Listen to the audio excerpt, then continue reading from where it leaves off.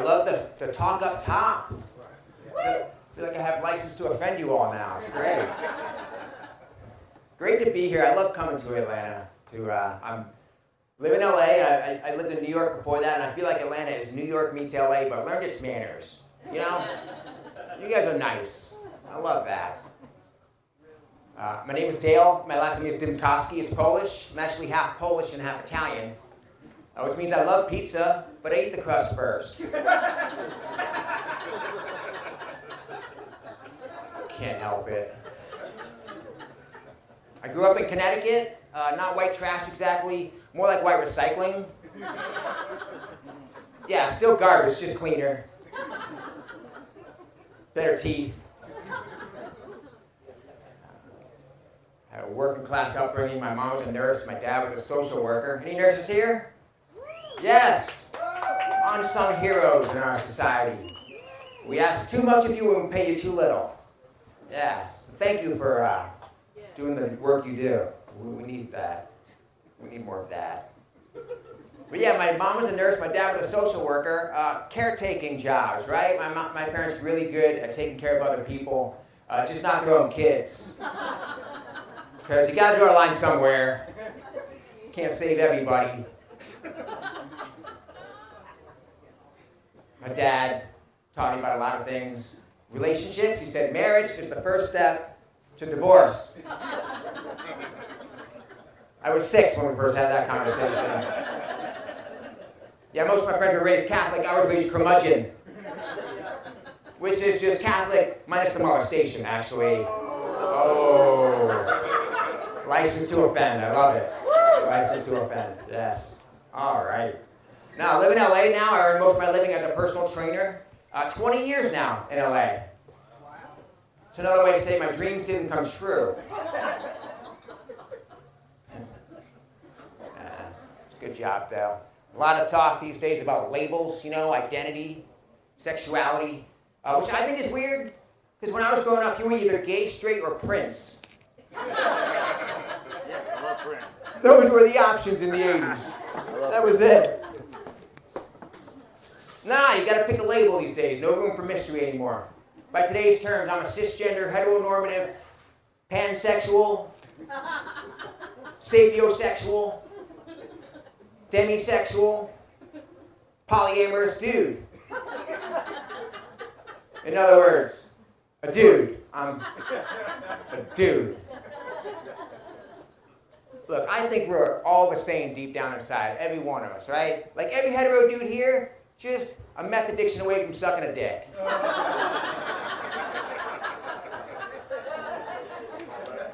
If we're being honest.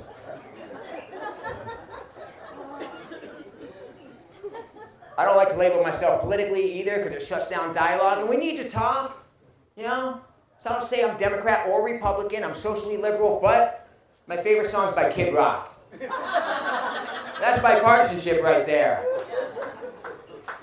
What, I offended all the musicians in the room? Can't win. Yeah. 2024 is an election year. Yeah. Boy, Georgia, you guys are the center of the political universe. Really are. But it's a repeat of 2020. Universally agreed to be the worst year in recent human history. America were like, yeah, let's do that again. What could possibly go wrong? I think we need to cut Joe Biden some slack, though. I do. Because he doesn't want to run again. He's only doing it because Trump is. Joe Biden would much rather be relaxing with his grandkids, his great-grandkids, his great-great-grandkids, and his great-great-great-grandkids. He does not want the weight of American democracy on his shoulders. Oh, man. And the Republican standard bearer's got 91 felonies. Suge Knight didn't have 91 felonies. Unbelievable. No. But I really believe that we have to have empathy for people that we don't agree with. It's the only way we're going to get by in this world. Right? Like they say that people, thank you. Yes. They say that people who still follow Trump after everything, that's like they're in a cult. I feel for them. I got swept up in a cult once. Yeah, in LA it's called acting class. happen to anyone. Gotta have empathy. Oh, man. But I really believe, though, no matter where we stand politically, we can all agree that we're anti-violence, right? Yes. Yes. Like, I wish Trump would die. But by natural causes. Anti-violence. Anti-violence, people. You know, some of you pulled back on me there. That's okay. It's a blue state. I mean, a purple state. You guys are, I'm telling you, you guys are the center of the political universe right now. But I love telling these jokes in red states because, you know, sometimes people are like, oh, you're so partisan. I'm not partisan. I try. It just seems like I'm partisan because one side is always wrong. I try to be fair. I do. But just so the Trump people in the room don't totally hate me, I got another joke. I'm a bipartisan joke teller, okay? 2020, the shutdown. I got a lot accomplished. Anybody else? Yeah, I got a lot done. And apparently that's a thing in history. Like, I read that Shakespeare was in quarantine during the plague, and he wrote King Lear, one of his greatest works. Yeah, Sir Isaac Newton was in quarantine, and he discovered gravity. Big deal. Joe Biden was in quarantine, and he discovered his keys. So that was good.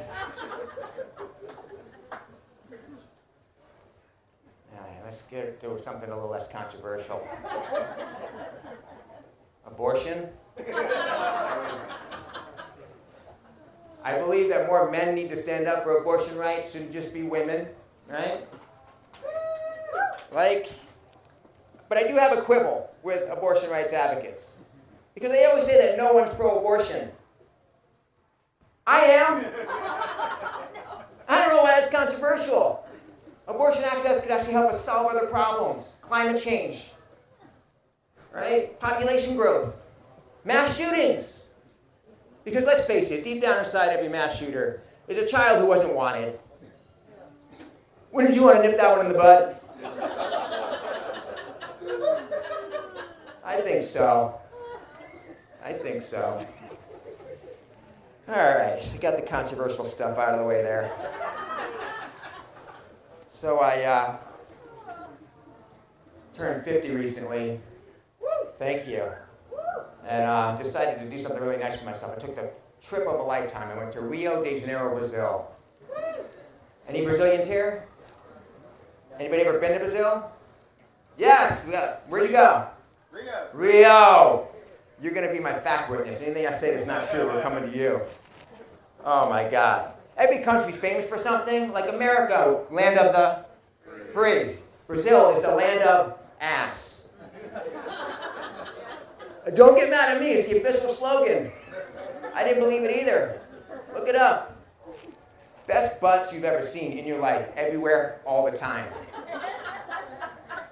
Teenagers on the beach playing volleyball. 70-year-old great-grandmothers. Brazilians take their fitness seriously. The national anthem is a song called Bebê Tem Costas, which translates roughly to Baby Got Back. I'm just sharing what I learned. I'll never forget. It was a Tuesday afternoon, and I'm sitting on the beach, and it's packed. Tuesday, thousands of people, elbow to elbow, ass as far as the eye can see. And not a one-piece bathing suit in sight, long bikinis only. Black ass, white ass, every shade of ass in between. And that's when I got robbed. Such an easy target. Stupid gringo distracted by ass. Still, best vacation ever. I was a Tinder superstar. 24 matches on the first night. I haven't had that many matches here in 2 years. And one more beautiful than the next. It got to the point I had to do something I could never do here. I had to raise my standards.